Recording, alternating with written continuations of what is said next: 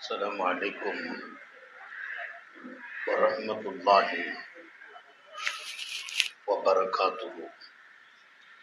الحمد لله نحمده ونستعينه ونستغفره ونؤمن به ونتوكل عليه ونعوذ بالله من شرور أنفسنا ومن سيئات أعمالنا. من يهده الله فلا مضل له ومن يضلل فلا هادي له. ونشهد أن لا إله إلا الله وحده لا شريك له ونشهد أن سيدنا ونبينا ومولانا محمدا عبده ورسوله أرسله بالحق بشيرا ونذيرا وداعيا إلى الله بإذنه وسراجا منيرا. صلى الله على سيدنا محمد وآله الأبرار وأصحابه الأخيار وأزواجه الطيبات الطاهرات. أوصيكم عباد الله وإياي أولا بتقوى الله. أما بعد فأعوذ بالله من الشيطان الرجيم. بسم الله الرحمن الرحيم. ومن يتق الله يجعل له مخرجا ويرزقه من حيث لا يحتسب. وقال النبي الله سيد البشر محمد رسول الله صلى الله عليه وسلم الراحمون يرحمهم الرحمن أو كما قال صلى الله عليه وسلم. எல்லாம் வல்ல அல்லாஹுவின் அன்பும் மேலான கருணையும் நமக்கெல்லாம் வந்து சேரட்டுமாக. நமது உயிரினும் மேலான கண்மணி காத்தமுன் நபியின் முஹம்மது ரசூலுல்லாஹி ஸல்லல்லாஹு அலைஹி வஸல்லம் அவர்களின் அன்பையும் ஷஃபாஅத்தையும் பெறுவதற்கு அல்லாஹ் நம் எல்லோருக்கும் தௌஃபீக் செய்வானாக. வல்ல ரஹ்மான் நமக்கும் நம்முடைய பெற்றோர் மனைவி மக்கள் குடும்பத்தார் யாவருக்கும் உயிர் உள்ள வரையிலும் உடல் சுகத்தை நசீபாக்கி தருவானாக. மருத்துவமனை கஷ்டம் அதன் சிரமம் செலவுகளில் இருந்து நிரந்தரமான பாதுகாப்பை அல்லாஹ் நம் எல்லோருக்கும் கொடுத்தருள் புரிவானாக. வானம் பூமியினுடைய ஆபத்துகளை விட்டும் முசீபத்துகளை விட்டும் கெட்ட முடிவுகளை விட்டும் நம்மையும் நம் குடும்பத்தையும் பாதுகாத்து அருள் புரிவானாக. அவனுடைய படைப்புகளின் தீங்குகள் அனைத்திலிருந்தும் நம்மையும் நம் சமூகத்தையும் காத்தருள் புரிவானாக. அல்லாஹுவின் மாபெரிய கருணையால் இங்கே நமது பகுதியில் இருக்கக்கூடிய சகோதரர்களோடு நமது வீட்டு பெண்களுக்கும் மார்க்கம் சார்ந்த ஒரு தொடர்பை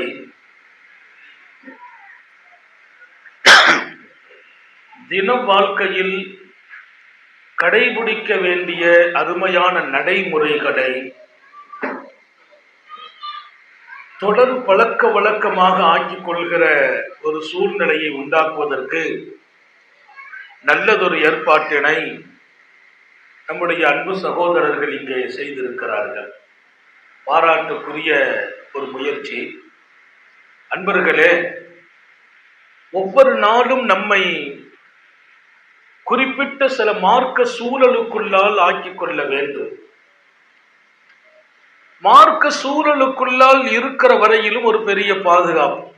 எல்லாருக்குமாக சொல்கிறேன், குறிப்பாக தாய்மார்களுக்கும் சொல்கிறேன். எந்த ஒன்றும் அதன் சூழலுக்குள் இருந்தால் அது பாதுகாப்பாக இருக்கும். அதற்குரிய சூழ்நிலையை விட்டு வெளியில வந்துட்டோம்னா பாதுகாப்பு உறுதி இல்லை. குழந்தைகள் வீட்டுக்குள்ள இருக்கணும், தாயின் அரவணைப்பில் இருக்கணும். அந்த குழந்தை தாயினுடைய அரவணைப்பு கண்ட்ரோலை விட்டு வெளியில கொஞ்சம் தவிர்ந்து வெளியில போயாச்சுன்னா பாதுகாப்பு இல்லை. தாயினுடைய அந்த கண்காணிப்பில் தான் அந்த பிள்ளையின் பாதுகாப்பு. அது 6 மாச குழந்தை, 8 மாச குழந்தை வெளியில தவிழ்ந்து போயிட்டுன்னா அந்த பாதுகாப்பு குறைஞ்சிடும். தண்ணீருக்குள்ளே மீன் இருக்கிற வரைக்கும் மீனுக்கு பாதுகாப்பு.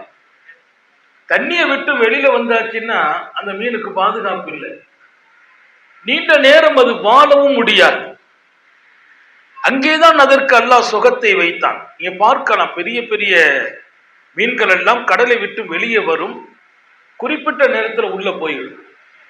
வெளியில இருந்தால் அதுக்கு பாதுகாப்பு இல்லை, கேரண்டி இல்லை உயிருக்கு. அல்லாஹும் ரசூலும் நமக்கென்று ஒரு மார்க்கத்தையும் அதன் அடிப்படைகளையும் தந்திருக்கிறார்கள். அதற்குள் நாம் இருக்கிற போதெல்லாம் நிம்மதியும் பாதுகாப்பு. வெளியில போன பாதுகாப்பு இல்லை. அதற்குள் இருப்பது என்று சொன்னால் எப்படி? மார்க்க சூழல், குறிப்பாக சில வட்டங்கள் இருக்கிறது. அந்த வட்டங்களுக்குள்ளால் நாம் நீந்தி வந்து கொண்டே இருக்கணும். அல்லாஹ் சொல்வான் திருக்குர்ஆனிலே, தாய்மார்களுக்குமாக சேர்த்து சொல்லுகிறேன், என்னுடைய வாழ்க்கையின் பகல் துவக்கத்திலிருந்து ராத்திரி வரையிலும் அந்த சூழலுக்குள்ளால் நான் இருக்க வேண்டும். முதல் விஷயம் தக்வல்லாஹ், அல்லாஹுவோடு அவனை குறித்து அவனை புரிந்து அவனுடைய தொடர்பில் அச்சம் உள்ளவர்களாக இருக்க. அவன் மீது ஒரு அச்சம் இருக்கணும். நமக்கு தப்பிடக்கூடாது, தவறு செய்திடக்கூடாது. குற்றம் புரிந்தால் அவன் கண்டிப்பதாக திருக்குர்ஆனிலே சொன்னான். நீங்கள் தவறு செய்தால் கண்டிப்பேன் என்கிறான், தண்டனையும் தருவேன் என்கிறான். அப்படியானால் நாம் இருக்கக்கூடிய சூழல், முதல் விஷயம் அவன் அச்சம் நமக்குள் மிகுதியாகணும். அவனை பயந்தே நமது ஸ்டெப் இருக்கணும். என் மனைவிட்ட நான் பழகிறது கூட அல்லாஹ்வை பயந்து பழகினால் வார்த்தை கூட அழகாக வெளியாகும். என் மனைவி என்னோடு பேசும் போதும் அல்லாஹ்வின் அச்சம் அவங்க உள்ளத்தில் இருந்தால் அவர்கள் என் மீது உள்ள கண்ணியம் குறையாமல் பாதுகாக்கப்படும்.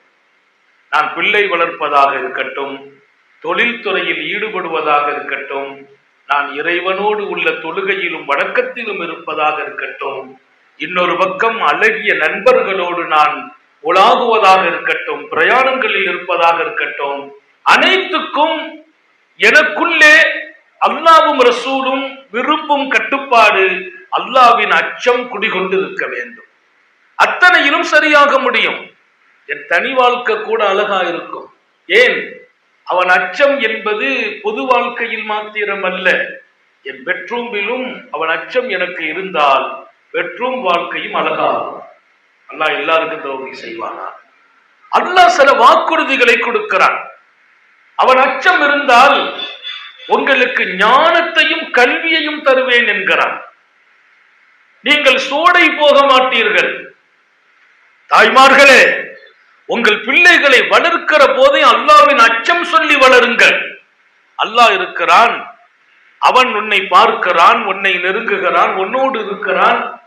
நீ தவறு செய்யக்கூடாது, பொய் சொல்லக்கூடாது, யாருக்கும் தீங்கு செய்யக்கூடாது, எந்த ஒரு இன்னொரு பிள்ளையை நீ அடித்து விடக்கூடாது. அப்படியெல்லாம் நீ நடத்தினால் அல்லாஹ் உன்னை கண்டிப்பான் என்று சொல்லி வளருங்கள். அப்படித்தான் நமது சாலிஹீன்கள் வளர்க்கப்பட்டார்கள். பொய் சொல்லாதே என்று தாய்மார்கள் இன்றைக்கு பிள்ளைகளுக்கு சொல்லிக் கொடுக்கிற பழக்கம் இருக்கா இல்லையான்னு தெரியல. எந்த ஒரு பையனையும் கை நீட்டக்கூடாதுன்னு சொல்லி நம்ம வளர்க்கிறது இல்லை. எப்போதுமே நீ தொழ வேண்டும் என்று சொல்லி வளர்ப்பதில்லை. அல்லாஹ்வின் அச்சம் என்பது பிள்ளைகளுக்கு நீங்கள் கொடுத்து பாருங்கள், ஒரு நிகரற்ற சமூகம் உருவாகும். ஏன்? கல்வி ஞானம் கூட அவன் அச்சத்திற்கு பின்னால் அவன் கொடுக்கிறான். உங்க பிள்ளைங்க கல்வியில மேலோங்கணும், பட்டதாரிகளாக ஆகணும், படிப்புல சிறக்கணும், முதல் மதிப்பெண் பெறணும். பிள்ளைகளை 4 வயசு என்ன 5 வயசு என்ன சொல்லி வளருங்கள். அல்லாஹ்வுடைய அச்சம் இருக்கணும்பா, அல்லாஹ் பார்க்கிறான். அச்சம்னா என்ன? அல்லாஹ் பார்க்கிறான். நீ பொய் சொல்லக்கூடாது, யாருக்கும் கஷ்டம் கொடுக்க கூடாது, தீங்கு செய்யக்கூடாது, தாய் சொல்ல மீறக்கூடாது, தந்தைக்கு கஷ்டம் கொடுக்க கூடாது சொல்லி பாருங்கள். வத்தகுல்லாஹ் வ யுஅல்லிமுக்குமுல்லாஹ், அல்லாஹ் சொன்னான், அல்லாஹ்வை பயந்து வாழுங்கள், எல்லா கல்வியையும் உங்களுக்கு அவன் கற்றுக் கொடுப்பான். கல்வியில் நீங்கள் சிறக்கிறீர்கள், அறிவில் நீங்கள் ஜொலிக்கிறீர்கள். நிறைய பெரிய மனிதர்கள்ட்டெல்லாம் இன்னைக்கு அவங்க படிச்ச கல்வி கொஞ்சம்தான். அவன் புறத்திலிருந்து கல்வியை கொடுத்தான். எப்போது? அவன் அச்சம் வந்த போது.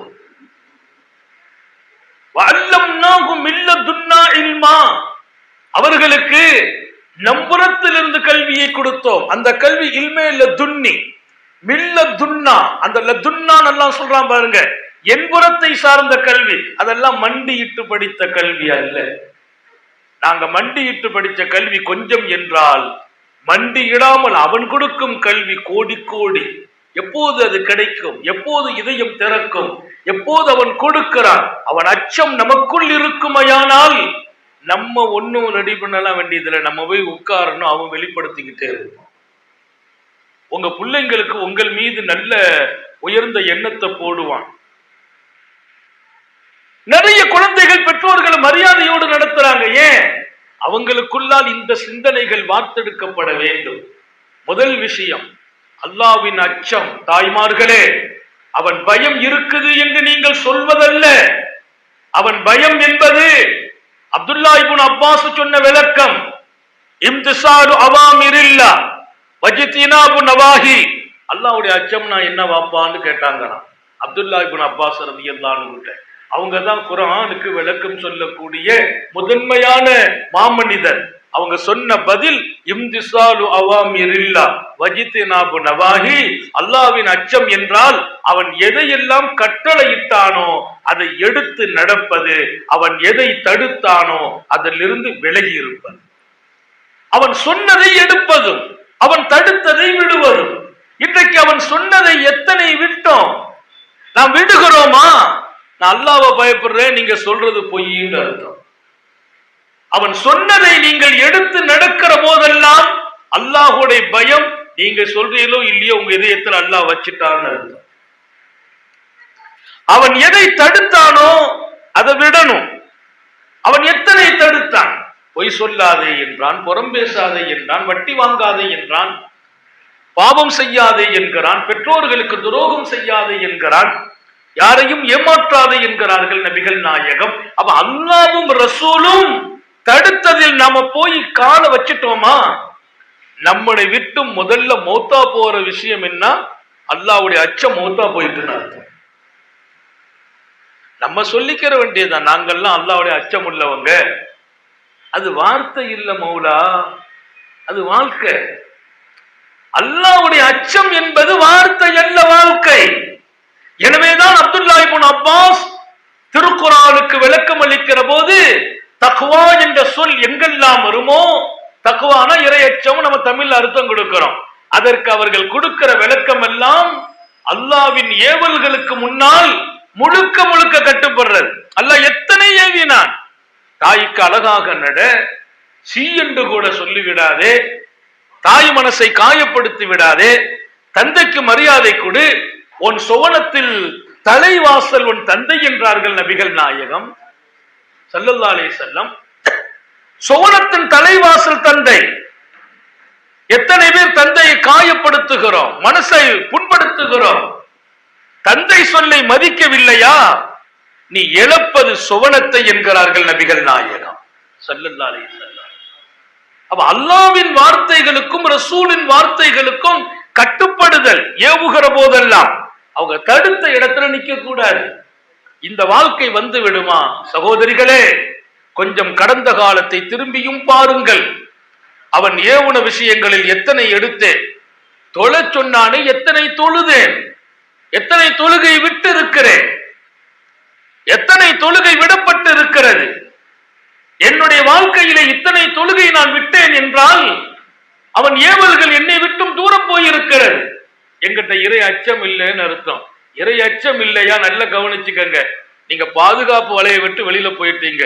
மீன் எப்படி தண்ணியை விட்டு வெளியில வந்தா பாதுகாப்பு இல்லையோ, தாயின் அரவணைப்பில் இருந்து ஒரு 6 மாசம் 8 மாச குழந்தை தவிழ்ந்து நடுரோட்டுக்கு போயிட்டா பாதுகாப்பு இல்லையோ, அதை போல நீங்கள் எப்போது அல்லாஹ்வின் ஏவல்கள் எனும் கட்டளைகளை விட்டு விட்டீர்களோ, தொழுகை இல்லை, நோன்பில்லை, நல்ல செயல் இல்லை, நேர்மை இல்லை, ஒழுக்கம் இல்லை, பண்புகள் இல்லை, பெற்றோர்களுக்கு கண்ணியம் கொடுப்பதில்லை, மனைவிக்கு சரியான அந்தஸ்தை கொடுப்பதில்லை, பிள்ளைகளை ஒழுக்கமாக வளர்ப்பதில்லை, வியாபாரத்தில் நேர்மையாக நீங்கள் இருப்பதில்லை.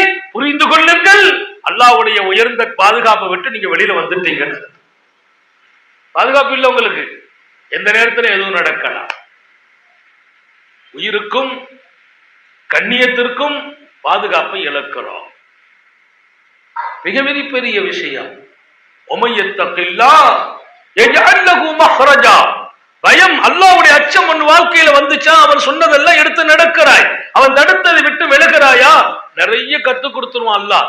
உன்னை அறியாது உனக்கு ஞானங்கள் பிறக்கும், ஊற்றாக பிறக்கும். உங்க பிள்ளைங்களுக்கு ஞானம் பிறப்பதற்கு தாய்மார்களே, எப்படி நம்முடைய இமாம்களினுடைய தாய்மார்கள் அந்த பிள்ளைகளை அல்லாஹ்வின் அச்சத்தை சொல்லி வளர்த்தார்களோ, அல்லாஹ் இன்னும் இருக்கிறான், பசிக்குதா அல்லாஹ்ட சாப்பாடு கேளுன்னு வளர்த்தவங்க எத்தனை தாய். பசி வந்தா அல்லாஹ்ட கேளு. 1.5 வயசு பிள்ளை 2 வயசு பிள்ளைக்கு பசிக்கும் போது அல்லாஹ் எங்கே உன் முன்னால் இருப்பான். அப்படி வளர்த்தார்கள். அதுதான் உண்மையான வாழ்க்கை. அப்படி உங்கள் பிள்ளைகளை நீங்கள் வளருங்கள். முதல்ல உங்களுக்குள்ளால் அந்த எண்ணத்தை உண்டாக்குங்கள். அல்லாஹ்வின் பார்வையை விட்டும் நீங்கள் மறைவதே இல்லை. ஞாபகம் வச்சுக்கங்க, நீங்கள் பாத்ரூமிலும் அல்லாஹ்வின் பார்வை உங்கள் மீது இருக்கிறது. எனவேதான் பாத்ரூமுக்குள்ளாலும் ஒழுக்கத்தை பேணச் சொல்கிறார்கள் நபிகள் நாயகம். அவன் கண்ணை விட்டும் நான் மறைவதற்கு உலகத்தில் இடமே இல்லை. என் கணவன் வீட்டை விட்டு வெளியில போயிடலாம், என் மனசு ஏதாவது சிந்தனைகளை உண்டாக்கலாம், என் பிள்ளைங்க வீட்டை விட்டு வெளியில போயிடலாம், நான் தனியா இருக்கிற வாய்ப்புகள் எல்லாம் கிடைக்கலாம். சகோதரிகளுக்கு சொல்கிறேன், அப்போதும் நீங்கள் தனிமையில் இல்லை. மாயக்கூனு மின் நஜ்வா ஸலாஸா இல்லாஹு ராபிஉஹும் வலா ஹம்ஸா இல்லாஹு சாதிஸுஹும். 2 பேர் ரகசியம் பேசினா 3வது அல்லாஹ் இருக்கிறான், 3 பேர் இருந்தா 4வது அல்லாஹ் இருக்கிறான், 4 பேர் இருந்தா 5வது அல்லாஹ் இருக்கிறான். குர்ஆன் சொல்லுது. ஒருத்தருமே இல்லையா, உன் கூட அல்லாஹ் இருக்கிறான். ஒஹுவமாக்கும், அவன் உன்னோடு இருக்கிறான். இந்த சிந்தனையை காலத்திற்கும் நீங்க மறக்க கூடாது. இது போன்ற நிகழ்ச்சிகள் எல்லாம் வெறும் நேரத்தை பாஸ் பண்றது அல்ல. உங்கள் இதய துடிப்பில் அல்லாஹ் என்னை பார்க்கிறான், அவன் என்னோடு இருக்கிறான், அவனோடு நான் இருக்கிறேன், அந்த எண்ணத்தை நீங்க கொண்டு வந்தால் மாத்திரம்தான் கரெக்டா இருக்க முடியும், தவறு செய்யாமல் இருக்க முடியும், தடம் புரளாமல் இருக்க முடியும், வணக்கத்தோடு வாழ முடியும். அல்லாஹ் இங்கே சொன்னான், ஒமையத்தகில்லாஹ் யஜ்அல் லஹு மக்ரஜா. அல்லாஹ்வுடைய அச்சம் வந்துச்சா, நெருக்கடியிலிருந்து அல்லாஹ் உங்களை விடுவிப்பார். யஜ்அல் லஹு மக்ரஜா. நெருக்கடி வாழ்க்கையில இருக்காது. எவ்வளவு நெருக்கடி, சமுதாய நெருக்கடி, நாட்டிலே நெருக்கடி, பொருளாதாரத்திலே நெருக்கடி, வீட்டில நெருக்கடி, நெருக்கடி நிலைகள் என்பது இருக்காது. அல்லாஹ்வுடைய அச்சம் வந்துட்டார். உமர் ரலியல்லாஹு அன்ஹுவுடைய காலத்துல ஒருத்தர் இந்த மது பழக்கம் இருந்துச்சு. ராத்திரி மிட் நைட்ல போய் தான் அந்த மது வாங்குறது. அந்த மதுவை போய் அவர் பாட்டில வாங்கிட்டு வர்றார். பயந்து பயந்து ஆளுக்கு தெரியாம ஒளிஞ்சி மயஞ்சி போய், அவர் பாவம் புதுசா வந்தவர் கொஞ்சம் அதுக்கு அடிக்ட் ஆயிட்டார். சில பேர் சில பாவங்களுக்கும் தவறுகளுக்கும் அடிமை ஆயிட்டாங்கன்னா அதுல இருந்து மீட்டு எடுக்கிறது பெரிய பாடு. அவர் ரகசியமா போய் வாங்கி கொண்டு வர்றார். மது கொஞ்சம் மஞ்ச கலர், அது மஞ்ச கலர்ல இருக்கும். அந்த கலர் அன்னைக்கு உள்ள சூழல்ல அது அவர் வாங்கிட்டு வர்றாரு. பாட்டில கொண்டு வந்து கைக்கு கீழே அப்படி மறைச்சுதான் வர்றாரு. நேரா உமர் ரலியல்லாஹு வந்துட்டு இருக்கான். யார பயந்தாரோ உமர் ரலியல்லாஹு அந்த நேரத்தில் அங்க வர வேண்டிய தேவை இல்லை, அங்க வர்றாங்க. இவருக்கு கையும் ஓடல காலும் ஓடல, பயம். அல்லாஹ்ட்ட சொன்னார், ரப்பே நான் உன்னை மறந்து வாழ்ந்துட்டேன், நீ தடுத்ததுல ஈடுபடுகிறேன், நீ சொன்னதை விட்டு இருக்கிறேன் ரஹ்மான, இன்னைக்கு எனக்கு பாதுகாப்பும் இன்னைக்கு எனக்கு விடுதலையும் உன்னுடைய தொடர்புல தான் கிடைக்க முடியும். அல்லாஹ் சொன்னா பாருங்க, என்ன பயந்து பாரு, உன்னை நெருக்கடியிலிருந்து விடுதலை செய்யறேங்கிறான். அவர் சொல்றார், எனக்கு இன்னைக்கு விடுதலை உன்னுடைய தொடர்பு தான், உன்கிட்ட தான் நான் கேட்க முடியும், உமர்கிட்ட நான் மாட்டிக்கிற கூடாது ரப்பேங்கிறார். இந்த பாட்டில உள்ள வச்சுக்கிட்டார், துணியை போட்டு மூடிக்கிட்டார். செய்தனா உமர் ரலியல்லாஹு வர்றாங்க. இப்ப என்னப்பா இங்க வேலைன்னு கேட்டாங்க. நான் பால் வாங்க வந்தேன். மனுஷன் சொல்லும் போது கொஞ்சம் யோசிச்சு சொல்லணும் இல்லையா? பால் வாங்க வந்தேங்கிறார், பாலை காணலையப்பா உள்ள வச்சிருக்கிறேங்கிறார். அது மஞ்சளா இருக்கும், பால் வெள்ளையா இருக்கும். பால் வெள்ளையா இருக்கும், மது மஞ்சளா இருக்கும், அது உள்ள வச்சிருக்கிறார். எங்கப்பா பாலுன்னு கேட்டாங்க. உள்ள இருக்குது. அவங்க எடுண்டா, எடு பாப்போண்டா. அவர் எடுத்தார்ல, அது பாலா இருக்கு, வெள்ளையா இருக்கு. ஏன்? அவர் அல்லாஹ்ட்ட சொன்னார், இன்னைக்கு உன்னை தவிர யாரும் என்னை விடுவிக்க முடியாது ரப்பே, உன்னை தவிர இன்னைக்கு விடுதலை எனக்கு இல்லை. அவர்களிடத்தில் மாட்டிக்கொண்டால் தண்டனை. உன்னை மறந்து வாழ்ந்து விட்டேன், உன்னை எங்கேயோ வச்சுட்டேன். மது கடைக்கு நான் வரும்போது அங்கேயும் நீ என்னை பார்க்கிறாங்கிறது நான் விட்டதுனால நான் மாட்டிக்கொண்டேன். இப்போது நான் உணர்கிறேன், உன் அச்சத்தில் தான் நான் விடுதலை பெற முடியும் அப்படிங்கிறார். உன்னை பயப்படுற ரப்பே, இனி நான் தப்பு பண்ண மாட்டேன். மாறிட்டாரு அல்லாஹ் ரப்புல் ஆலமீன். அந்த தக்வாவுக்கு பின்னால அவர் கையில் இருந்த அந்த பாட்டில் அது பாலாக மாறுச்சு. விடுதலை, நெருக்கடியிலிருந்து விடுதலை. இன்னைக்கும் அந்த ரப்பு இருக்கிறான், அந்த ரப்பு இருக்கிறான். அந்த அச்சம் இங்கே இருக்க வேண்டுமா இல்லையா? எனவேதான் நான் இங்கே துவக்கமாக சொல்கிறேன், நமக்கென்று ஒரு வட்டம் இருக்கிறது, மார்க்க சூழல். அதற்குள் நான் வாழ்ந்தே ஆக வேண்டும். தின வாழ்க்கை இது, தினசரி வாழ்க்கை குறிப்பு. என்னைக்கோ ஒரு நாளைக்கு அல்லாஹ்வுடைய அச்சத்தோடு வாழ்றதுங்கிறது இல்லை. ஏதோ ஒரு ராத்திரி பராத் இரவு வரலாம், ஏதோ ஒரு ராத்திரி மேராஜா இருக்கலாம், ஏதோ ஒரு ராத்திரி லைலத்துல் கத்ரா இருக்கலாம், ஏதோ ஒரு ராத்திரி ரமலானுடைய முதல் இரவாக இருக்கலாம், ஏதோ ஒரு ராத்திரி பெருநாள் இரவா இருக்கலாம். அதுவெல்லாம் பாக்கியமும் பரக்கத்தும். இது அப்படி அல்ல. தின வாழ்க்கையில் எனக்குள்ளால் அல்லாஹ்வின் அச்சம் என்னுடைய அன்றாட வாழ்க்கையாக, மூச்சாக, உறவாக, உணர்வாக அது இருக்க வேண்டும். இருந்தால் எல்லா இடத்திலும் ஒரு பாதுகாப்பு சூழலுக்குள்ளால் நான் இருக்கிறேன். பாதுகாப்பு இழக்கலாமா? இழக்கக்கூடாது அல்லவா?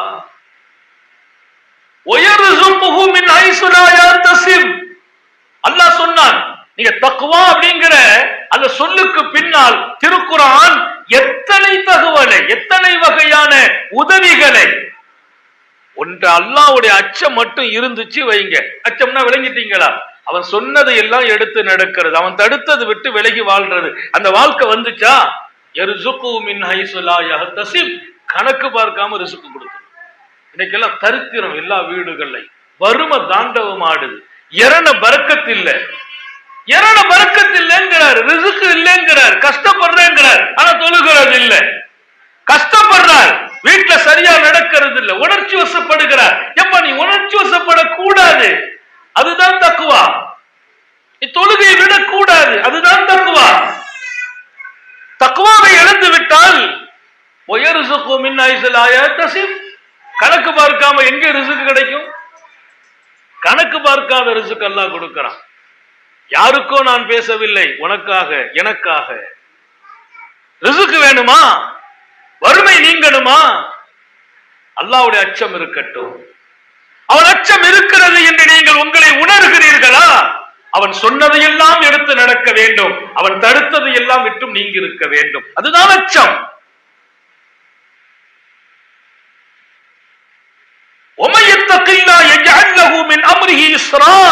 அடுத்த வரியிலே கீழே வருவான் அல்லாஹ். அல்லாஹ்வை பயந்து கொண்டாயா, உனக்கு நடக்கிற எல்லா காரியத்தை எல்லாம் லேசாக்கி தந்துருவான். இன்னைக்கெல்லாம் பாரமா சுமையா இருது. கல்யாணம் கூட பெரிய சுமையா இருக்குது. என் புள்ள குழந்தை உண்டாயிட்ட ஒரு பெரிய சிரமமா தெரியுது. எப்போ உன் புள்ள பெறுவாங்க, எப்படி பெறுவாங்க, சோபரசோமா, எல்லா விஷயத்திலையும் கஷ்ட நிலை நமக்கு தெரிகிறது. கஷ்ட நிலை, கொஞ்சம் சுமையான நிலை. வியாபாரம் எப்படி இருக்குமா, அப்படி இருக்குமா, இப்படி இருக்குமா, நம்ம வாழ்க்கை எப்படி இருக்கும், நம்ம உடல்நல சரியில்லாம, எல்லா விஷயத்திலையும் கஷ்ட நிலையை உணர்கிறோம். அல்லாஹ் சொல்றான், என் அச்சம் இருக்கட்டும், நான் சொன்னதை எல்லாம் நீ எடுத்து நடந்து பார், நான் தடுத்ததை எல்லாம் விட்டுப்பார். உன் வாழ்க்கையில் நடக்கும் அத்தனை காரியமும் லேசாக மட்டும்தான் இருக்கும். இது சொந்த செய்திலாம் இல்ல, குர்ஆன். லேசா இருக்கும்.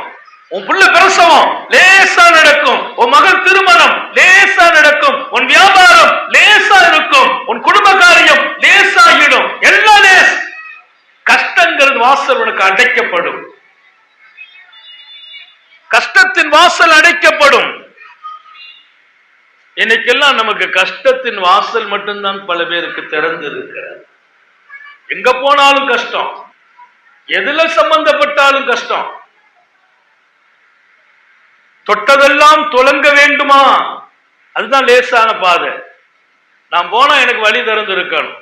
இன்னைக்கு நான் போனா வழி அடைக்கப்படுதுன்னு சொன்னா வாழ்க்கையில கஷ்டம் இருக்குதுன்னு அர்த்தம். கஷ்டம் என்பது அது ரொம்ப டேஞ்சர். அல்லாஹுவின் அச்சம் என்பது இல்லை என்றால் அந்த வாசல் எல்லாம் கஷ்டமாயிரும். இங்கே ஆரம்பமான செய்தி, அதை தொடர்ந்து நிறைய இருக்குது. அல்லாஹ்வுடைய அச்சத்துக்கு அவன் கொடுக்கிற வெகுமதி எல்லாம் ஒன்றல்ல இரண்டல்ல. நான் இங்கே விவரிக்க உங்க வாழ்க்கை அச்சத்துக்குரியதாக மாறிவிட வேண்டும். நான் அடுத்து வருவேன். இதை தொடர்ந்து இரக்கமுள்ள மனிதர்களாக வாழுங்கள். அச்சத்தை சொல்லியிருக்கேன். அச்சத்துக்கு 1000 தன்மைகள், சிலதுதான் சொல்லியிருக்கிறேன். தரித்திரமில்லாத வாழ்க்கையும் ரிசுக்கும் பரக்கத்தும், காரியம் பூரா லேசாகும், நெருக்கடியிலிருந்து விடுதலை கிடைக்கும், கல்லாத ஞானத்தையும் அல்லாஹ் உனக்கு கற்றுக் கொடுக்கான். அல்லாஹ்வுடைய அச்சம் இருக்கட்டும். இரண்டாவது, இரக்கமுள்ள மனிதனாக வாழு. இந்த உலகத்தில் தின வாழ்க்கையில இரக்கங்கிறது உண்ட குடியிருக்கான். அர்-ராஹிமூன் பெருமானார் ஸல்லல்லாஹு சொன்னாங்க, இரக்கமுள்ள மனிதர்கள் யர்ஹமுஹுமுர் ரஹ்மான், அல்லாஹ் அவர்கள் மீது இரக்கம் காட்டுவான். எனக்கு இரக்கம் வேணும், என் மேல இரக்கம் காட்டணும், என் புள்ள இரக்கம் காட்டணும், என் மனைவி இரக்கம் காட்டணும், அன்பு காட்டணும். என் மீது அன்பு காட்டுவர்கள் உருவாகணுமா?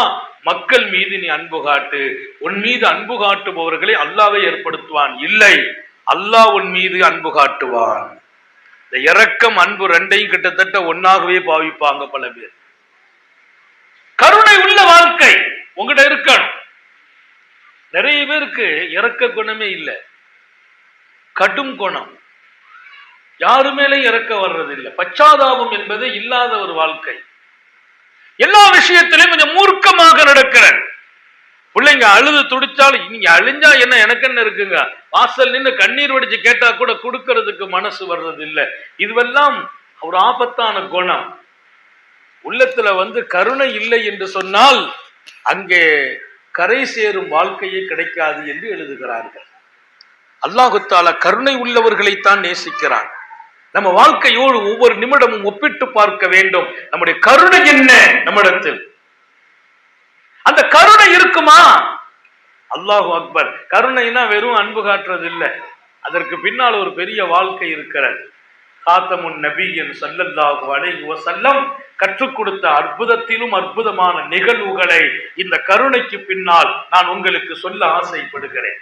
சர்க்காரை ஆலம் ஸல்லல்லாஹு அலைஹி வஸல்லம் அன்னை ஆயிஷா ரலியல்லாஹு தான் வீட்டுல இருக்கிறாங்க. அந்த வீட்டுக்குள்ளே ஒரு பெண்மணி வந்தால், அவள் தன்னுடைய 2 பெண் மகளை கூட்டு வந்தால், எனக்கு ஏதாவது கொடுங்கள் என்றார். அன்னை ஆயிஷா ரலியல்லாஹு சொன்னாங்க, நான் அந்த அம்மாவை பார்த்தோன்னே இறக்கம் வந்துச்சு. ஒண்ணுமே இல்லை வீட்டுல. நபியினுடைய குடும்பத்து வீடு, நபியினுடைய மனைவி. நான் தாய்மார்களுக்கு சொல்லுகிறேன், சின்ன சின்ன கஷ்டத்தையும் நம்மால தாங்க முடிவதில்லை. நமக்கு என்னைக்காவது வீட்டுல சாப்பிடறதுக்கு ஒண்ணும் இல்லைங்கிற இடத்துல அல்லாஹ்வுன்னு வச்சதே இல்லை.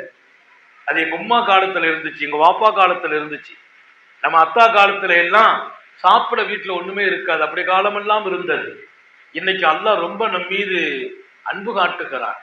சாப்பிடுறதுக்கு இல்லைங்கிற இடத்துல நாமும் இல்லை, நம்ம பிள்ளைங்களும் இல்லை. வீட்டுக்குள்ள ஒரு பாட்டிலை திறந்தா வகை வகையான பிள்ளைங்களுக்கு விருப்பமான பொருள்கள். மதியம் சாப்பாடுக்கு வழி இருக்குது, இரவு சாப்பாடுக்கு வழி இருக்குது. இன்னும் சொல்ல போனா 2 மாசத்துக்கு பின்னால சாப்பிடுறதுக்கான தயாரிப்புகளை எல்லாம் நாம வச்சிருக்கிறோம். தவறென்று சொல்லவில்லை. அல்லாஹ்வின் மீது நாம் எவ்வளவு தூரம் அன்பு காட்ட வேண்டும். அவன் நம் மீது காட்டிய அன்பு அல்லவா? அந்த அம்மா ஆயிஷா நாயகி வீட்டுக்கு வர்றாங்க. அன்னை ஆயிஷா சொன்னாங்க, எனக்கு இரக்கமாக இருந்த அந்த பெண்ணை பார்த்த போது, இமாம் புகாரி எழுதுகிறார்கள் இந்த சம்பவத்தை. 2 பெண்மகள், கடைசியா வீட்டுக்குள்ள ஒரு பேரிச்சம்பழம் மட்டும்தான் இருந்துச்சு, ஒரு பேரிச்சம்பழம் தான் இருந்துச்சு. ஆயிஷா நாயகி சொல்றாங்க, நபியினுடைய மனைவி, அந்த பழத்தை எடுத்து 2 பிளந்து அந்த பழத்தை எடுத்து அந்த அம்மா கையில கொடுத்துட்டேன். வேற வழியில, எனக்கு வெக்கமாகவும் இருக்குது. அந்த அம்மா அந்த பழத்தை வாங்கி ரெண்டா பிளந்து இந்த பெண்மகளின் வாயிலே ஒரு துண்டும் அந்த மகளுக்கு ஒரு துண்டையும் கொடுத்து விட்டு தான் ஒன்றும் சாப்பிடாமல் அந்த குழந்தையை அழைத்து சென்றார். ஸல்லல்லாஹு அலைஹி வஸல்லம் வருகிறார்கள் வீட்டுக்கு. செய்தியை சொன்னபோது அல்லாஹுவின் தூதர் சொன்னார்களாம், யார் இப்படி பெண் மக்களால் சோதிக்கப்படுகிறார்களோ, அந்த பெண் மக்களிடத்தில் அழகாகவும் நடக்கிறார்களோ, பெண் மக்கள் நமக்கு அல்லாஹ் கொடுத்தான், அந்த பெண் மக்களினுடைய கஷ்டத்தில் நாம தோள் கொடுத்து துணை நின்று நாம பசியாகி பட்டினியாகி அவர்களை அழகாக்கி விட்டால் அந்த பெண் மக்களே இவர் நரகம் போவதற்கு தடையாக நிற்பார்கள். நான் பெத்த பெம்பளை புள்ள என்ன நரகத்துக்கு அனுப்ப விடாது. எப்போது? அந்த பிள்ளைகள் மீது நான் கருணை காட்டுற போது. நிறைய வீடுகள்ல கல்யாணம் ஆச்சா, அனுப்பியாச்சா, முடிஞ்சு போச்சு. அப்புறம் அந்த புள்ள ஏதாவது கஷ்டம்னு சொல்லி உம்மாட்டையோ வாப்பாட்டையோ வந்தா, நான் உனக்கு கல்யாணம் எல்லாம் முடிச்சு எல்லாம் போட்டு கொடுத்து முடிச்சிட்டோமே, அப்படியானால் ஏதோ ஒரு கடமை செய்ததாக அல்லவா நீ பாடம் நடத்தி கொண்டிருக்கிறாய். ஒரு தாய் பேசும் பேச்சாது, ஒரு தந்தை பேசும் பேச்சாது. இல்லை இல்லை, அன்பும் கருணையும் உள்ள தாயின் வார்த்தையா, தந்தையின் வார்த்தையா, உனக்கெல்லாம் எல்லாம் கொடுத்து முடிச்சாச்சு அப்படின்னு நாம சொல்றது அர்த்தமற்ற வார்த்தை அல்லவா. என் மகள் அன்றைக்கு வாழ்க்கைக்காக தயாரான போது கொடுத்தேன், இந்த தேவை என்று வரும்போது நான் கொடுக்க வேண்டும். இதை விட அவள் தேவை இருக்குது என்று உணர்ந்து அவள் வராமலேயே நான் கொடுக்க வேண்டும். அதுதான் கருணை. வீட்டு வாசல் வரைக்கும் அவளை வர வச்சு உனக்குதான் கல்யாணத்துல எல்லாம் செட்டில்மெண்ட் பண்ணிட்டேன்னு சொன்னா கடமையை காப்பாற்றிய தந்தையாக நீ இருப்பாயே தவிர கருணை உள்ள தந்தையாக இருக்க மாட்டாய். அவன் 1000 தடவை வந்தாலும் கொடுக்க வேண்டும். நான் பெற்ற மகள் இல்லையா? ஏன் நபிகள் நாயகம் ஸல்லல்லாஹு அலைஹி வஸல்லம் இப்படிப்பட்ட பெண் மக்களால் சோதனைக்கு ஆளாக்கப்பட்டவர்கள் அந்த பெண் மக்களிடத்தில் அழகாக நடந்தால் நாளை நரகம் போவதற்கு அந்த பிள்ளைகள் தடையாக நிற்பார்கள். அல்லாஹ் நம்முடைய பிள்ளைகளை நம்ம நரகம் போறதுக்கு தடையாக்கி வைக்கட்டும். அவர்கள் மீது நாம் கருணை உள்ளவர்களாக இருக்க வேண்டும். இது 2வது அம்சம். கருணை இருக்கணும். வீட்டுல மட்டுமல்ல, வெளியில ரோட்ல எப்படி ஒரு முசாஃபர் வந்துட்டா இறக்கம் வருதோ, கஷ்டப்பட்டவங்களை பார்த்தா இறக்கம் வரணும். யாருக்கும் மனசு அளவுல நாம காயப்படுத்திடக்கூடாது, சஞ்சலத்தை கொடுத்திடக்கூடாது. இரக்கம் இருந்தால், கருணை இருந்தால் மற்றவங்களுடைய துன்பத்திலே நாம் மகிழ்ச்சி பெற மாட்டோம். அவன் கஷ்டப்படுறான்னா அதை பார்த்து சந்தோஷப்படுற மக்கள் கூடிட்டாங்க. அவனுக்கெல்லாம் வேணும், அவன் இப்படி படணும், அவன் படுவானான்னு எதிர்பார்த்துக்கிட்டு இருந்தேன் என்று பேசுகிற பெண்கள் எத்தனை, ஆண்கள் எத்தனை. அவங்க யாரை பத்தி பேசுறாங்க? அவங்க கூட பிறந்தவங்களை பத்தி. கூட பிறந்த சகோதரன், அவன் அன்னைக்கு எனக்கு தீங்கு செய்தான்ல, அவன் மாட்டணும், எங்க மாட்டுவான்னு பார்த்துக்கிட்டு இருந்தேன். இன்னைக்கு வசமா மாட்டினானா, அவன் ஆக்சிடென்ட்ல சிக்கி ஐசியூல இருக்கிறானா, அவனுக்கு இது வேணுங்கிறான். அவன் ஐசியூல இருக்கிறானேன்னு இறக்கம் வர்றது இல்லை. அப்படியெல்லாம் அனுதாபப்படாத அளவிற்கு கல்லுள்ளம் கொண்ட மனிதர்கள் இருக்கிறார்கள். அல்லாஹ் திருக்குரானிலே சொல்வான், கற்களுக்கு கூட சில மென்மை தன்மை இருக்கிறது. சில கல்லை பாருங்கள், அதிலிருந்து தண்ணீர் ஓடுகிறது. கல்லுல கூட கொஞ்சம் கசைவு தன்மை இருக்குது. நிறைய மலைகளில் தண்ணீர் கசைகிறது, கல்லுகளில் இருந்து ஆறுகள் ஓடுகிறது என்று அல்லாஹ் சொன்னான். கல்லுக்கு கூட கசையும் தன்மை இருக்கிறது. அஷத்து கஸ்வா, இவன் உள்ளத்தால் கல்லை விட கடுமையான இறுக்கமான மனிதன் என்று அல்லாஹ் சில பேர்களை அவர்களின் கடுமையை சொல்வான். கல்லுக்கு கூட கரையும் தன்மை. கல்லு கூட தண்ணி வடிக்குது, கண்ணீர் வடிக்கிறது. கல்ல இருந்து தண்ணி வடியுது. அந்த கல்லுங்கிறது கடும் தன்மை கொண்டது. ஆனா இன்னமினல் ஹிஜாரான்னு சொல்ற அல்லாஹ் இங்கே சொல்லும் போது கடைசியா சொல்லும், மனிதர்கள் சில பேர் அஷத்து கஸ்வா, கல்லை விடவும் கடுமையான தன்மை உள்ள இதயம் படைத்த மனிதர்கள் இருக்கிறார்கள். இரக்கம் வராது என்பதை தாண்டி அவன் துன்பப்பட்ட சந்தோஷப்படுறான் பாருங்க. இரக்கம் இருந்தா படுவானா? அதுக்கு பேர் தான் ஷமாத்தத்தும்பாங்க. ஷமாத்தத்துனா அவன் துன்பத்தை பார்த்து நம்ம சந்தோஷப்படுறது. பெருமானார் கேட்கிறாங்க அல்லாஹ்ட்ட, அஊது பிக் மின் ஷமாத்தத்தில் அஅதா, நான் துன்பப்படும் போது அதை பார்த்து சந்தோஷப்படும் எதிரிகளினுடைய தீங்கிலிருந்து என்னை பாதுகாப்பாயா. அவன் எதிரி, நமக்கு துன்பம், ஆனா அவனுக்கு சந்தோஷம். அந்த வாழ்க்கை எனக்கு வேண்டாம் ரப்பே.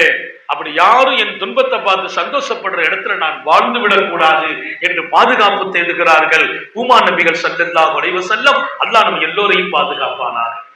அடுத்த கட்டம், அன்பு கருணை என்பது இன்ஷா அல்லாஹ் மக்ரிப் நமக்கு தனியா தொழுதுக்கணும், ஜமாத் நடத்துவோம். இந்த பகுதியை முடிச்சிட்டு அன்பர்களே, மூணாவது ஒரு பகுதி மிக முக்கியமான பகுதி உங்கள் கவனத்தில் இருக்க வேண்டும். நான் வாழ்கிற போதெல்லாம் தக்வா என்பது முதல் பாடம். இது தின வாழ்க்கையின் குறிப்புகளை சொல்றேன். இரண்டாவது அன்பும் கருணையும் எங்க வீட்டுக்குள்ள இருக்கணும், மனைவி மேல இருக்கணும், தாய் மேல இருக்கணும், புள்ள மேல இருக்கணும், அடுத்த வீட்டுல ஏத்த வீட்டுல அப்பாவிகள் வந்து யாசிக்கிறார்கள், எனக்கு இரக்கம் இருக்கணும். நான் கொடுக்கிறேனோ இல்லையோ, இரக்கம் இருந்தால் என் மீது என் இரப்பு இரக்கம் காட்டுவாங்க என்றார். மூணாவது, அல்லாஹ்வினுடைய எல்லா கடமைகளிலும் அவன் கட்டளைகளிலும் இன்னொரு பக்கம் அவனுடைய அன்பை பெறுவதிலும் மிகுந்த கவனம் இருந்து கொண்டே இருக்கான். அல்லாஹ்வுடைய அன்பை எப்படி பெறுறது? அவன் கருணையை நம்ம பெறணும், அவனோடு நமக்கு ஒரு அழகான தொடர்பு உண்டாக்கணும். இது தின வாழ்க்கையில் இருக்கான், ஒவ்வொரு நாள் அந்த கவனம் இருக்கான்.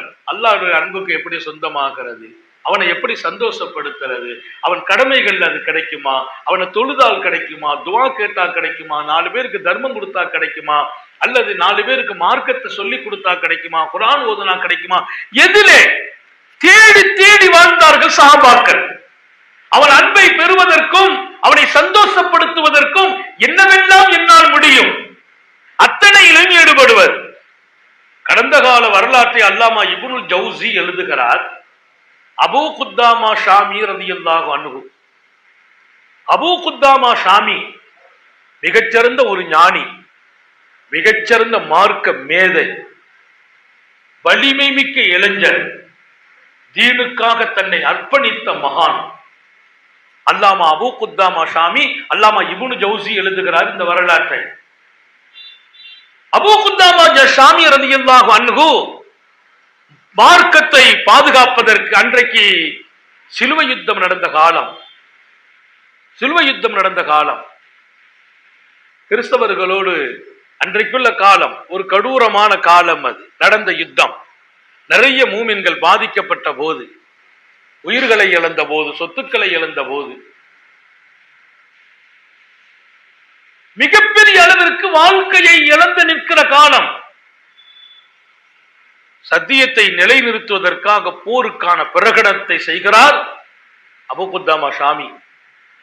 இங்கிருந்து தன் வாகனத்தில் புறப்பட்டு அண்டை ஊரிலே போய் நின்று ஜும்மாவிலே இறங்கி மக்களுக்கு பிரச்சாரம் செய்கிறார்கள். தீனையும் தீனுடைய சூழலையும் பாதுகாப்பதற்கு நீங்கள் எல்லாம் தயாராகுங்கள் என்று ஒரு பிரகடனப்படுத்துகிறார். அந்த காலம் தீனுடைய வாழ்க்கையை முழுக்க முழுக்க பாதுகாக்க வேண்டிய கடமை வந்த போது அதை உணர்த்தி பேசுகிறார்.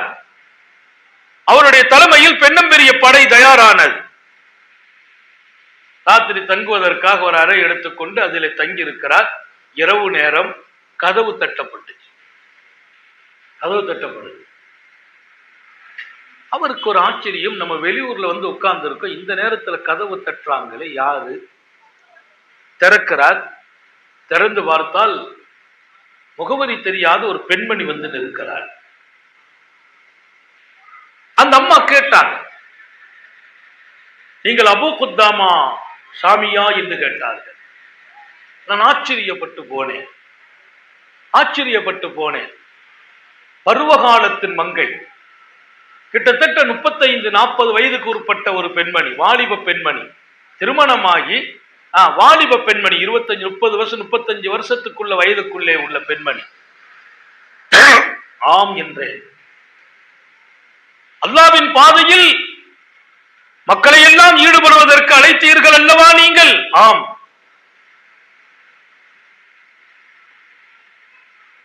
என் கடமையும் அதில் இருக்கிறதே என்றார்கள். சொல்லிவிட்டு ஒரு கடிதத்தை கொடுக்கிறார்கள். அதோடு அழகான ஒரு துணியில் மடிக்கப்பட்ட ஒரு பெரிய பொக்கிஷமாக ஏதோ ஒன்று உள்ளே வைக்கப்பட்டு அவங்க கையில கொடுத்தாங்க. கிஃப்டாக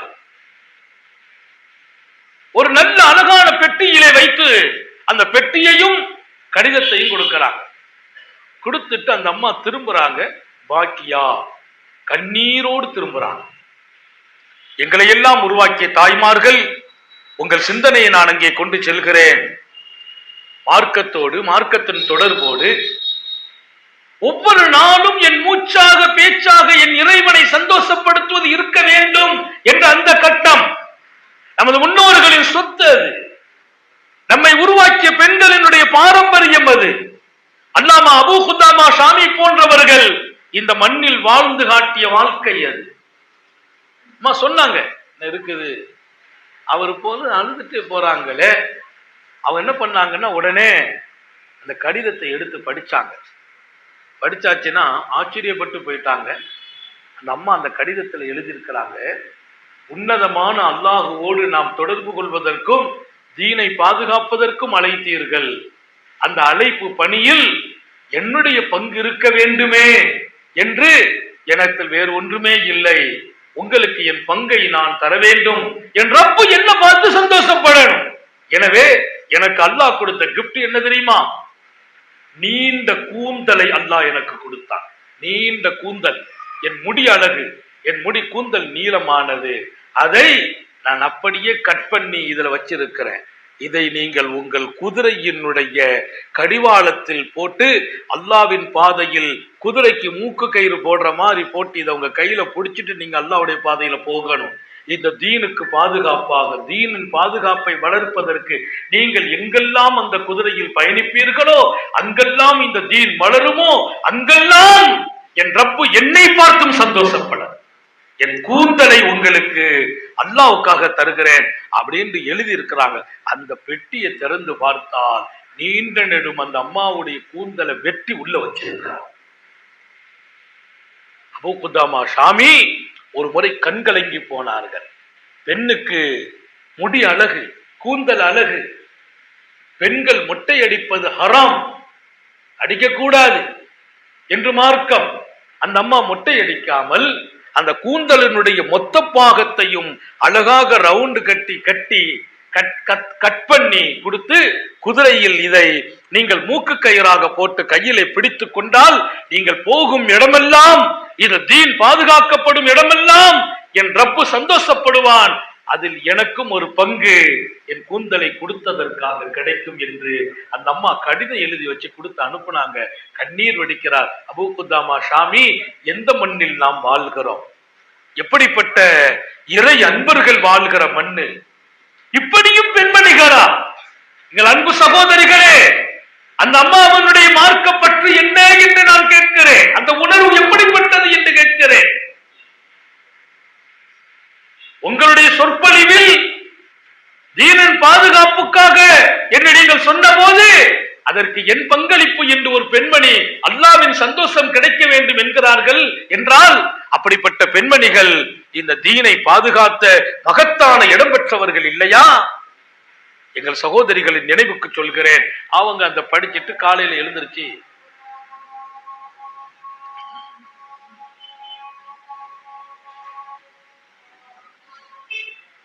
அல்லாஹ் அக்பர் அல்லாஹ் அக்பர்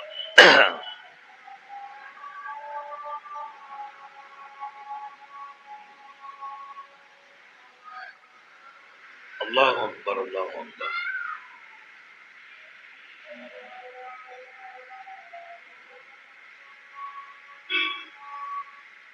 ஷஹது லா இலாஹா இல்லல்லாஹ். முடிச்சிருந்து தொழு வச்சுக்கிடுவோம். தோசையெல்லாம் தண்ணி இருக்கு.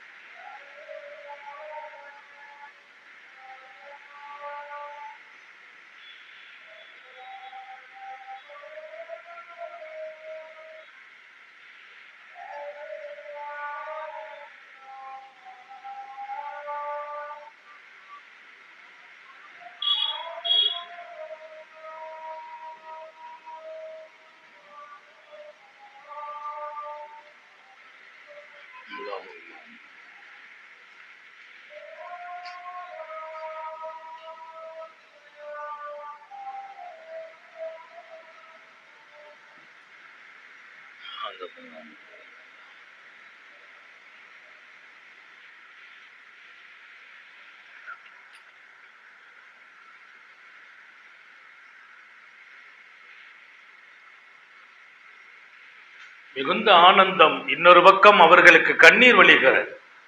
இவ்வளவு பரிசுத்தமான பெண்மணிகள், அல்லாஹ்வுக்காக வாழ்கிற பெண்மணிகள், இவர்கள் எல்லாம் இருக்கிற வரையிலும் இந்த தீன் உலகத்தில் அழிந்தே போகாது. ஒரு மன உற்சாகம். மறுநாள் காலை புறப்படுகிறார். பெரும் படை அவர்களோடு புறப்பட்டு போக தளபதியாக அபூ குதாமா ஷாமி ரலியல்லாஹு அன்ஹு முன்னேற பின்னால் ஒரு சப்தம், ஒரு மாவீரர் குதிரையிலே வருகிறார். அவர் சத்தமிடுகிறார், அமீர் அவர்களே என்கிறார். மக்கள் எல்லாம் போக, எல்லாரையும் போங்கன்றாங்க. யாரும் நிக்க வேண்டாம். அபூ குதாமா ஷாமி எல்லாரையும் அனுப்பிட்டாங்க. அவங்க மட்டும் நிக்கிறாங்க. மக்கள் சொன்னாங்க, வேண்டாம், நாங்களும் நிற்கிறோம், எல்லோரும் முந்தி விடுங்கள். அபூ குதாமது ஷாமி மாபெரிய ஆற்றல் மிக்க இளைஞரும் வீரரும், ஒரு பெண்ணம்பெரிய போர்க்களத்தின் தளபதி. எல்லாரையும் முன்னேற சொல்கிறார். பின்னால் பார்க்கிறாங்க, ஒரு குதிரை வீரர் முகத்தை மறைச்சிட்டு வருகிறார். முகம் மறைஞ்சிருக்குது, கண்ணு மட்டும்தான் இருக்குது, மொத்தமா கட்டி மறைத்து வருகிறார். அவருடைய அந்த ஆக்ரோஷமான அந்த வீரமும் குரலும், அவர் வந்த வேகமும் எல்லாரையும் அனுப்பிவிட்டு நின்றார். அமீர் அவர்களே நில்லுங்கள் என்று சொன்ன போது, யாரும் என் கூட நிக்காதீங்கன்னு அனுப்பிட்டார். அந்த வீரர் பாய்ந்து வந்தார். பக்கத்தில் வந்து கீழே இறங்கினார். அபூ குதாமத்து ஷாமிக்கென்று ஒரு தைரியம். இறங்கிய போது யார் என்று கேட்கிறார்கள். யார் என்று கேட்டார்கள். அவர் சொன்னார், நான் அல்லாஹ்வை சந்தோஷப்படுத்துவதற்காக வந்திருக்கிறேன். அவன் புனித களத்தில் எனக்கும் பங்களிப்பு வேணும். உங்களோடு நானும் இணைவதற்கு வந்திருக்கிறேன். முகத்தை கலட்டுப்பா, துணி எடு. நீங்கள் என்னை வயசையோ பருவத்தையோ காரணமாக்கி திரும்ப அனுப்ப மாட்டேன் என்று நீங்கள் எனக்கு உறுதி அளித்தால் மாத்திரமே முகத்தை எடுப்பேங்கிறார். முகத்தை துணி போட்டு கட்டி இருக்கிறார். காரணங்கள் ஏதேனும் சொல்லி என்னை தவிர்க்க கூடாது. ஏதாவது ஒரு காரணத்தை சொல்லி, அப்பா நீ எல்லாம் வாண்டான்னு சொல்லிடக்கூடாது. என்ன நீங்க மறுக்க மாட்டேன் என்று உறுதிமொழி அளித்தால் என்ன காட்டுவேங்கிறார்.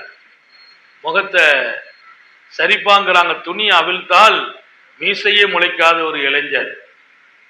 அவருக்கு வயசு 15 முடிஞ்சு 16 துவங்கி நிறைவு பெற போகுது. அனுமதிக்கிற வயசு தான், 15 அனுமதிப்பாங்க. அவர் சொல்கிறார், மீசை இல்லை, தாடி இல்லை என்ற காரணத்தினால் என்னை வேண்டாம் என்று நீங்கள் சொல்லிவிடக் கூடாது. என்னை நீங்கள் அனுமதிக்க வேண்டும் என்றால் வாக்களித்தால் முகத்தை திறக்கிறாங்க. வாக்களிச்சாங்க. பார்த்துட்டு சொன்னாங்க, தம்பி அல்லக்கவும் அம்மா இருக்கிறாங்களான்னு கேட்டாங்க. இருக்கிறாங்க. அப்படியானால் உன் தாயை அனுமதி வாங்கி வந்தாயா? தாய் இடத்தில் அனுமதி வாங்கினாயா? அல்லக்காவின் தந்தை இருக்கிறாரா? அதுக்கு பதில் இல்லை. தாயிடத்தில் அனுமதியா என்று கேட்டார். ஆம், அனுமதி வாங்கி இருக்க வேண்டுமே. என் தாய் என்னை கூப்பிட்டார்கள். மகனே நில் என்றார்கள். நின்றேன். உனக்கு நான் பால் கொடுத்த ஒவ்வொன்றும் என் உதரத்தில் இருந்து உனக்கு நான் ஹலாலாக கொடுத்த அந்த அமுதம் இன்றைக்கு நீ ஆளாக உருவாகி நிற்கிறாய். என்னிடத்தில் நீ குடித்த பால் ஒவ்வொன்றும் அதன் தியாகத்திற்கு, அது ஹலால் என்பதற்கு நீ நிரூபிக்க வேண்டும் என்றால் நாளைய அபூ குதாமாவின் களத்தில் நீ இறங்கி நிற்க வேண்டும், போராட வேண்டும், அல்லாஹ்வை சந்தோஷப்படுத்த வேண்டும். அதற்காகத்தான் நான் உன்னை வார்த்தேன், வளர்த்தேன் மகனே என்றார். உம்மா அனுமதி வாங்கிட்டியான்னு கேட்டதுக்கு அவர் சொல்ற பதில், எங்க உம்மா என்னை கூப்பிட்டு வச்சு என் குடிச்ச நீ பால் ஹலால்னா இன்னைக்கு அல்லாஹ்வுடைய பாதையில போகணும், அந்த புனிதமான மார்க்கத்திற்காக உன்னுடைய அர்ப்பணிப்பு இருக்க வேண்டும் மகனே. இன்னொரு பக்கம் நான் உனக்கு கட்டளை இடுகிறேன், மீண்டும் என்னை சந்திக்க வேண்டும் என்ற ஆசையை விட்டு விடு. என்னை சந்திக்கணுங்கிற ஆசை வேண்டாம். உன் ஆசையெல்லாம் உன்னையும் என்னையும் படைத்த அல்லாஹ்வை சந்திப்பதாக இருக்கட்டும், அந்த நீயத்தில் புறப்படுகிறார். எப்படி தாய்? அங்கே கூந்தலை கொடுத்த தாய், இங்கே நான் கொடுத்த பால் ஹலால் என்றால் நீ அல்லாவின் பாதையில் அவனை சந்தோஷப்படுத்த புறப்பட வேண்டும். நீ மீண்டும் ஒரு முறை தாயை சந்திக்க வேண்டும் என்ற எண்ணம் வேண்டாம். என்னையும் உன்னையும் படைத்த ரப்பை சந்திக்க வேண்டும். அவன் சந்தோஷப்படும் நிலையில் சந்திக்கிறது. அல்லாஹ் நம்ம எல்லாருக்கும் தௌபீக் செய்வானா.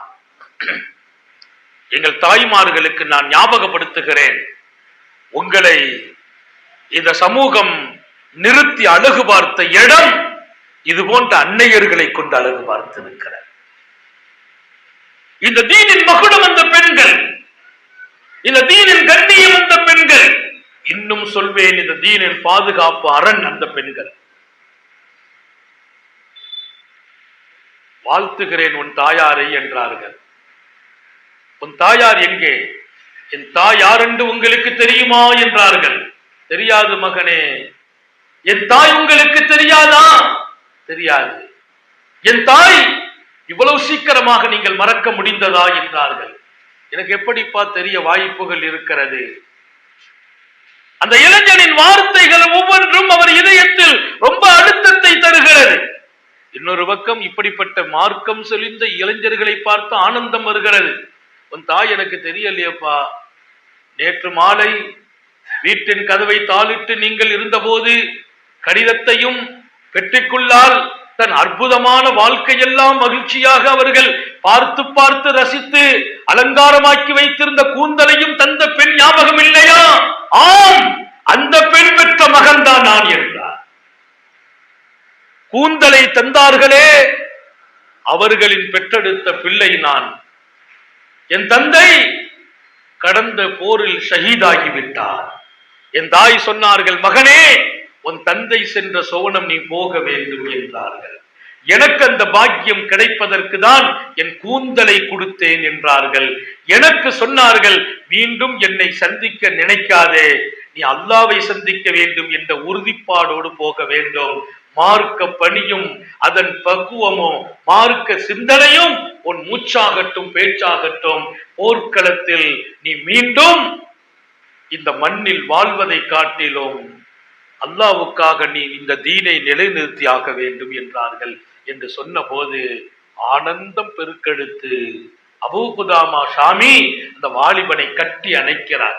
எத்தகைய தாய், எப்படிப்பட்ட தந்தை, எப்படிப்பட்ட பாக்கியம் நிறைந்த பிள்ளை, ஒரு அழகான தாய், அருமையான தந்தை. தந்தை ஏற்கனவே அல்லாஹ்வின் பாதையில் அவனை சந்தோஷப்படுத்தி ஷஹீதாய் இருக்கிறார். தாய் தன் கூந்தலை கொடுத்தார். மகனை நீ போ, என் முகம் பார்க்க நினைக்க வேண்டாம், ரப்பின் திருமுகம் தான் நீ பார்க்க வேண்டும். எப்படி வளர்ப்பு, எப்படி வாழ்க்கை. தாயும் அழகானால், தந்தையும் அருமையானால், பிள்ளை இத்தனை உணர்வுள்ள பிள்ளையாக. தினம் குறிப்புகள் இவைகள் எல்லாம். ஒவ்வொரு நாளும் என் வாழ்க்கை என்பது அவன் அச்சத்தோடு துவங்க வேண்டும், கருணை குணத்தோடு வளர வேண்டும். இன்னொரு பக்கம் என் செயல்கள் அனைத்திலும் அவன் சந்தோஷம் எங்கே கிடைக்கும்? ஓதினால் கிடைக்குமா? நின்றால் கிடைக்குமா? திக்ரு செய்தால் கிடைக்குமா? தொழுதால் கிடைக்குமா? 4 பேரை கண்ணியப்படுத்தி உதவி செய்தால் கிடைக்குமா? என் கணவனின் சந்தோஷத்தில் கிடைக்குமா? என் பிள்ளையை வளர்ப்பதும் ஒழுக்கம் தருவதிலும் கிடைக்குமா என்றெல்லாம் என் கவனம் போய்கொண்டே இருக்க வேண்டும். வாழ்க்கையை எங்கோ அளிக்கிறோம், எங்கோ காணாக்கிறோம், எதை கொண்டோ மகிழ்கிறோம், எதையெல்லாமோ சந்தோஷத்தை தேடுகிறோம். வேண்டாம் தாய்மார்களே, நண்பர்களே, சந்தோஷத்தை தேடுவது அல்லாஹ்விடத்திலே தேடுங்கள். அவனை சந்தோஷப்படுத்துகிற வாழ்க்கையை தினமும் தேடுங்கள். இந்த குறிப்புகள் எல்லாம் நமது வாழ்க்கையாக தினமும் வளர வேண்டும், இன்னும் தொடர வேண்டும். நேரம் கொஞ்சம் கூடுதலாகி மகரிப கிட்டத்தட்ட நெருங்கிச்சு. இதுக்கு மேல மகரிப பிற்படுத்த முடியாது. எனவே இப்படிப்பட்ட தின வாழ்க்கை நீங்களும் நானும் வாழ்ந்தோம் என்றால் வீடு மங்களமாகும், மகிழ்ச்சியாகும், வாழ்க்கை சுகமாகும், உள்ளமெல்லாம் அமைதியாகும். அதற்கு மேல் அவன் அன்பு நம் மீது மழையென கொட்டி கொண்டே இருக்கும். அல்லாஹ் தௌபீக் செய்வானாக, பொருந்திக் கொள்வானாக. நல்ல நிகழ்ச்சி. அலி அப்பாஸ் போன்றவங்க, அதற்கு இன்னும் இங்கே நம்முடைய பிள்ளைங்கள் எல்லாம் இருக்கிறாங்க, இம்ரான் போன்றவங்க, புரோசு, இங்கே சங்கைக்குரிய இந்த குடும்பத்தார்கள் கடந்த மீண்டும் ரொம்ப நாளைக்கு முந்தைய ஒரு நிகழ்ச்சி வச்சாங்க. மீண்டும் அப்படி ஒரு வைக்கணும்னு ஒரு ஆசை வந்துச்சு. பரவாயில்லைன்னு வைங்க, டேட்டு மட்டும்தான் கொடுக்க லேட் ஆச்சு. தேதி 1 காலியா இருந்துச்சு, கொடுத்தோம். அல்ஹம்துலில்லாஹ் இன்னைக்கு அவங்க நிறைய அன்னையை விட கூடுதல் கூட்டம். பெண்கள் நிறைய வந்திருக்கிறாங்க. இங்கே நீங்களும் நிரம்ப இருக்கிறீர்கள். அல்லாஹ் இந்த வீட்டார்களுக்கும் பரக்கத் செய்வானாக. நல்ல காரியங்களுக்கு அல்லாஹ் அவர்களுக்கு துணை நிற்பானாக. இங்கே சொன்ன விஷயத்தை இந்த வீட்டார்களும் எடுத்து வாழ்ந்தால் வாழ்க்கையெல்லாம் சுகமாக அவன் அவர்களை ஆக்கி விடுவான். அதற்கும் தௌஃபீக் செய்வானா. நமக்கும் பேரருள் புரிவானாக.